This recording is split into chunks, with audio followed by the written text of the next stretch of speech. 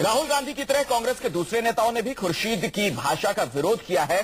केंद्रीय मंत्री मनीष तिवारी और राजीव शुक्ला ने कहा कि राजनीति में इस तरह की भाषा ठीक नहीं है। कांग्रेस पार्टी सभ्यता और शालीनता में विश्वास रखती है और जब माननीय उपाध्यक्ष जी ने अपनी प्रतिक्रिया दे दी है उसके बाद उसके ऊपर कोई टिप्पणी नहीं बनती।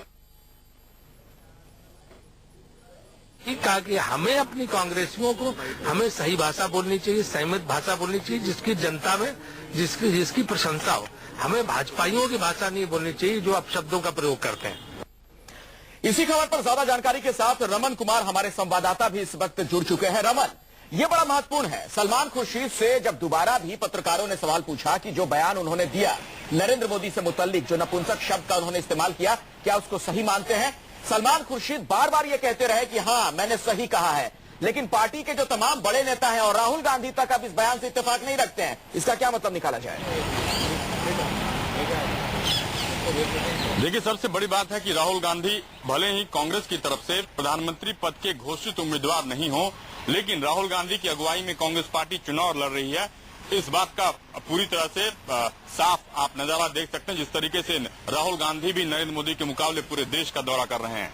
सलमान खुर्शीद का बयान कहीं न कहीं फर्रुखाबाद के लोगों के लिए था और फर्रुखाबाद के लोगों के बीच एक जनसभा के दौरान सलमान खुर्शीद ने नरेंद्र मोदी पर आक्रमण करते हुए ये बात कही थी, क्योंकि बड़ा तबका है जो कि ये मानता है कि गुजरात दंगों के वक्त जो नरेंद्र मोदी से उम्मीद थी मुसलमानों को या बहुत अलग अलग समाज के तबकों को, वो उम्मीद पूरी नहीं कर पाए नरेंद्र मोदी, और कहीं न कहीं नरेंद्र मोदी का हाथ रहा है। लेकिन एसआईटी से क्लीन चिट मिलने के बाद अब लोग बयान देने से पहले सोचते हैं। इसीलिए सलमान खुर्शीद के बयान पर राहुल गांधी या कांग्रेस पार्टी पूरी तरह से इत्तेफाक नहीं रखती है। जिस भाषा का इस्तेमाल सलमान खुर्शीद ने किया, लेकिन चुनाव के दौरान सलमान खुर्शीद का वो फर्रुखाबाद की जनता के लिए वो शब्द था। लेकिन अब सबसे ज्यादा दिलचस्प ये होगा कि राहुल गांधी के खंडन करने के बाद क्या सलमान खुर्शीद अपने बयान पर कायम रहते हैं या नहीं। मतलब रमन, आप ये कहना चाह रहे हैं कि सलमान खुर्शीद ने जो बयान दिया, फर्रुखाबाद की जो जनता है, जो उनका अपना वोट बैंक है, उसको साधने के लिए बयान दिया। कांग्रेस को यह लग रहा है कि इस बयान का राष्ट्रीय परिदृश्य में उस पर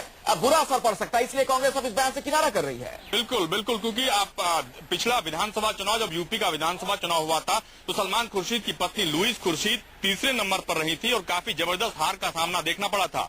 इस बार भी आम आदमी पार्टी से लेकर तमाम राजनीतिक दल सलमान खुर्शीद को टारगेट किए हुए हैं। उन्हें हराने के लिए आपस में वो रणनीति बना रहे हैं। कहीं न कहीं सलमान खुर्शीद को मुश्किल लग रहा है इस परिस्थिति से निपटने के लिए, और ऐसे में उनको लगता है कि नरेंद्र मोदी पर अटैक करके, जिस भाषा का इस्तेमाल करके, वो जो बड़ा तबका है जो कि नरेंद्र मोदी को नापसंद करता है, उनको वो उनके नजर में वो हीरो बन सकते हैं। और इसीलिए सलमान खुर्शीद का इस बयान पर कांग्रेस ने पूरी तरह से आपत्ति जताई है। राहुल गांधी ने ऐसा तो नहीं है कि कांग्रेस को डर सता रहा है। नरेंद्र मोदी की जो राजनीति है, जो राजनीति की शैली है, उसकी एक खासियत है, जो उन पर अटैक किया जाता है उसको वो अवसर में तब्दील कर देते हैं, अपॉर्चुनिटी की तरह ले लेते हैं। जैसे उन पर चाय वाले का जो बयान दिया गया था, उसको नमो टी स्टॉल की तरह प्रचारित करने लगे मोदी, अपने पक्ष में भुनाने लगे। कहीं कांग्रेस को यह तो नहीं लग रहा है कि इसका कोई बैकफायर उन्हीं पर ना कर जाए, सलमान खुर्शीद का ये बयान? कांग्रेस पार्टी के नेताओं को इस बात का यकीन हो चला है कि ऐसे वक्त में जब नरेंद्र मोदी पर कोई भी अटैक किया जाता है, नरेंद्र मोदी के बारे में कोई भी बात ऐसी कही जाती है,